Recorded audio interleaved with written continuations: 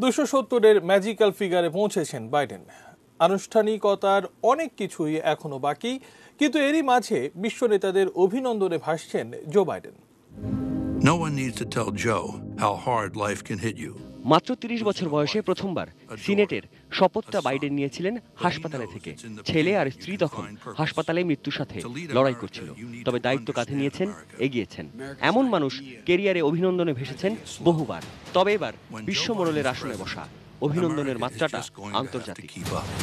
We won't have to wait to deal with COVID-19. যুক্তরাষ্ট্রের 46তম president Biden আর প্রথম নারী কৃষ্ণাঙ্গ ভাইস প্রেসিডেন্ট কমলা হ্যারিসকে অভিনন্দন জানিয়েছেন বাংলাদেশের প্রধানমন্ত্রী শেখ হাসিনা। প্রধানমন্ত্রীর আশা, সন্ত্রাসবাদ, করোনা মহামারী আর বৈশ্বিক আর্থিক মন্দা মোকাবেলায় সামনে থেকে নেতৃত্ব দিবেন নতুন মার্কিন প্রেসিডেন্ট। রোহিঙ্গা ইস্যু সমাধানে নতুন সুযোগের পাশাপাশি বাংলাদেশের অর্জন দেখতে বাইডেন আর ফার্স্ট লেডিকে বাংলাদেশেও আমন্ত্রণ জানিয়েছেন শেখ হাসিনা।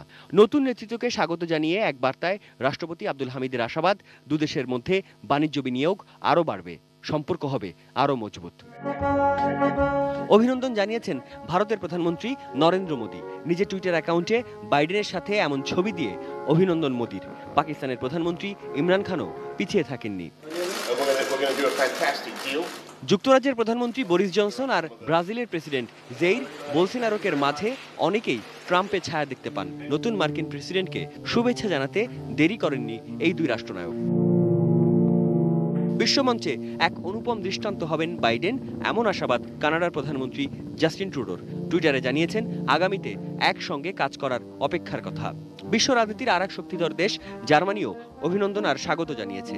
নতুন শুরু আর নতুন চুক্তির মাধ্যমে দুদেশের সম্পর্ক আরও বাড়বে, এমন আশা টুইটারে প্রকাশ করেছেন দেশটির পররাষ্ট্রমন্ত্রী হেইকো মাস। মার্কিন রাজনীতিতে ফের ডেমোক্রেটদের জয়ে অভিনন্দন জানিয়েছে ফ্রান্স। ইসরায়েলের সাথে মার্কিনের সম্পর্কের নানা মাত্রা রয়েছে, এমন সমীকরণে নয়া মার্কিন প্রেসিডেন্টকে স্বাগত জানাতে ভুল করেননি দেশটির প্রধানমন্ত্রী বেঞ্জামিন নেতানিয়াহু। ট্রাম্প তার শাসনামলে মেক্সিকোর সীমান্তে দেয়াল গড়েছিলেন। সেই সাথে আমেরিকার সামাজিক আর অর্থনৈতিক নানা সংকটের কারণ মেক্সিকো দিয়েছেন এমন অপবাদ। সেই দেশের president Andres Manuel Lopez Obrador অবশ্য এখনই অভিনন্দন জানাচ্ছেন না। তিনি অপেক্ষা করছেন চূড়ান্ত ফলাফলের। তার ধারণা ট্রাম্প এমনি দমে যাওয়ার লোক না, আদালতে যাবেন, তাই আগে নিশ্চিত হতে চান, তারপরই অভিনন্দন।